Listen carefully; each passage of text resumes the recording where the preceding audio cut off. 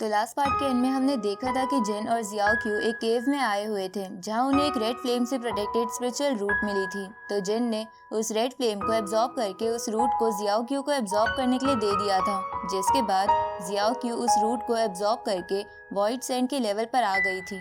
तभी एक लेडी ने जिन को हिप्नोटाइज करके जिन से जियाओ क्यू पर हमला करवा दिया था, लेकिन जिन ने उसके कंट्रोल से बाहर आकर उस लेडी को अपने ज्योग्राफिकल फॉर्मेशन में फंसा दिया था, जिसके बाद जिन उस लेडी का मजाक उड़ाने लगा था, जिससे गुस्सा होकर वो लेडी अपने आइस फीनिक्स की फॉर्म में आ गई थी। अब आगे तो इस पार्ट की स्टार्टिंग में हम देखते हैं कि वो फीनिक्स जिन के फॉर्मेशन से आज़ाद हो गई थी, जिसके बाद वो वहाँ की केव को तोड़ने लगती है। तो ये देखकर जिन अपने चारों तरफ एक शील्ड बना लेता है। तभी जियाओ क्यू कहने लगती है कि ये तो लेवल 9 वाली डेमोनिक बीस्ट है, जिसके पास खुद का ह्यूमन फॉर्म भी है और इसकी स्ट्रेंथ एक सेंट लेवल के प्रैक्टिशनर के बराबर है, इसलिए हम दोनों इसे कभी नहीं हरा पाएंगे। ये सुनकर जिन कहता है कि ये केव तो बिल्कुल उसी केव के जैसी है जिसको मैंने डोंगशेन कॉन्टिनेंट में देखा था। अब वो अपनी स्पेशल आई की मदद से उस फीनिक्स को देखने लगता है, जहाँ उसे दिखाई देता है कि वो आइस फीनिक्स एक इनविजिबल चेन्स में बंधी हुई है। तभी वो फीनिक्स कहने लगती है कि आज तुम्हें मेरे हाथों से कोई नहीं बचा पाएगा। इसके बाद वो उन दोनों पर हमला कर देती है। तो ये देखकर जिन जियाओ क्यू को धक्का देते हुए खुद उस बीस्ट से लड़ने के लिए आ जाता है। उसी वक्त वो आइस फीनिक्स कहती है कि तुम्हारे बॉडी के अंदर बहुत से कर्स मौजूद हैं, इसलिए मैं तुम्हें नहीं मार सकती, लेकिन मैं तुम्हारी बॉडी को प्योरीफाई करके अपना पपेट बना सकती हूँ। साथ ही वो जियाओ क्यू पर भी हमला कर देती है, जिससे जियाओ क्यू शील्ड बनाकर रोकने लगती है, लेकिन वो उस फीनिक्स के अटैक को नहीं रोक पाती। इसके बाद वो आइस फीनिक्स जियाओ क्यू पर हमला करने के लिए आगे आने लगती है, लेकिन तभी जिन उसकी चेन्स को पकड़ लेता है। तो ये देखकर वो आइस फीनिक्स हैरान होते हुए जिन से कहने लगती है कि आखिर तुम्हें इन चेन्स के बारे में कैसे पता चला। तभी जिन अपनी यांग फायर से उस फीनिक्स को तड़पाने लगता है। तो ये देखकर जियाओ क्यू जिन से पूछती है कि आखिर ये कौन सी फायर है जिसका सामना ये लेवल 9 की बीस्ट भी नहीं कर पा रही है। उसी वक्त वो फीनिक्स दर्द से चिल्लाते हुए अपने ह्यूमन फॉर्म में आकर जिन से अपनी जान की भीख मांगने लगती है। तो जिन उसकी चेन्स को छोड़ देता है। अब वो उस लेडी के पास आकर उससे कहता है कि तुम्हें मेरे कर्ज के बारे में पता चल गया, इसलिए तुम्हें टेलीपोर्टेशन फॉर्मेशन और इन्फिनाइट वर्ल्ड के बारे में भी जरूर पता होगा।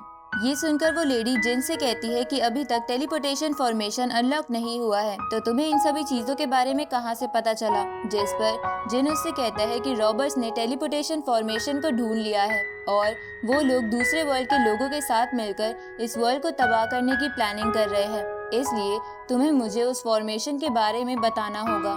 जिस पर वो लेडी जिन को दूर करते हुए कहती है कि मैं इस केव में पिछले हजारों सालों से इसलिए कैद हूँ ताकि मैं इस सीक्रेट को किसी को न बता सकूं, इसलिए मैं तुम्हें इस बारे में कभी नहीं बताऊंगी। तो ये सुनकर जिन उससे कहते हैं कि अगर हमने आउटर वर्ल्ड के लोगों को हरा दिया तो तुम्हें यहाँ कैद होकर रहने की भी जरूरत नहीं होगी, और वो इतना कहकर वहाँ से जाने लगता है। तो जाते जाते जियाओ क्यू उस लेडी से उसके स्पिरिचुअल रूट को लेने के लिए माफी मांगती है। साथ ही वो अपने चार्म स्किल का इस्तेमाल उस लेडी पर कर देती है, जिसके बाद वो लेडी उन दोनों को रोकते हुए कहती है कि कल एक सेंट एक सिल्वर फॉक्स के साथ यहाँ उसी फॉर्मेशन को जानने के लिए आए थे, लेकिन वो दोनों भी यहाँ से खाली हाथ लौट गए। जिसको सुनकर जियाओ क्यू कहने लगती है कि वो दोनों जरूर मेरे फादर और अंकल यिन होंगे। तभी वो लेडी जिन को एक फेदर देते हुए कहती है कि ये फेदर तुम्हें टेलीपोर्टेशन फॉर्मेशन का रास्ता बताएगी। जिसके बाद हम देखते हैं कि जिन और जियाओ क्यू स्वॉर्ड पर फ्लाई करते हुए वहां से जा रहे थे। तभी जिन की वेपन स्पिरिट बाहर आकर बोलती है कि मैं यहाँ एक सेंट की ब्रेथ को फील कर पा रही हूँ, जिस पर जियाओ क्यू कहती है कि वो जरूर मेरे फादर होंगे। उसी वक्त जिन जियाओ क्यू के चार्म स्किल की तारीफ करने लगता है, क्योंकि उसी की वजह से वो दोनों उस जगह के बारे में जान पाए थे जिसके बारे में वो गुस्सैल फीनिक्स पहले नहीं बता रही थी।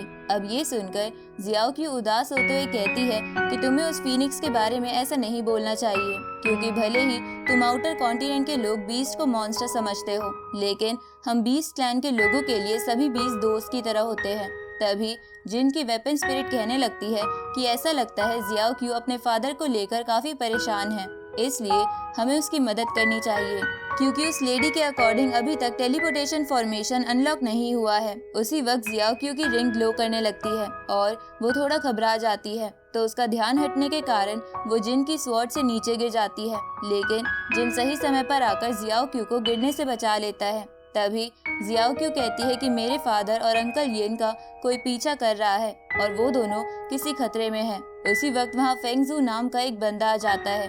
तो उस बंदे को देखकर जिन अपने मन में सोचने लगता है कि मैं इस बंदे की ब्रेथ भी फील नहीं कर पा रहा हूँ, साथ ही मुझे ये भी पता नहीं चल पा रहा है कि ये कौन से लेवल पर है। अब वो फेंगजू से पूछता है कि क्या तुम आउटर वर्ल्ड से आए हो, जिस पर फेंगजू जिन को बताता है कि मैं गुआनमिंग वर्ल्ड से आया हूँ और मैं एक 6 टेल सिल्वर फॉक्स का पीछा कर रहा था। तभी जियाओ क्यू को पता चल जाता है कि फेंगजू ने उसके फादर और अंकल यिन को काफी इंजर्ड कर दिया था। अब ये जानकर वो घबरा जाती है। तो जियाओ क्यू को देखकर फेंगजू को भी समझ आ जाता है कि जियाओ क्यू उस सिल्वर फॉक्स को जानती है, इसलिए वो कहने लगता है कि अब तुम्हें मेरे साथ चलना होगा, जिस पर जिन अपने स्वॉर्ड को बाहर निकालकर फाइट के लिए रेडी हो जाता है।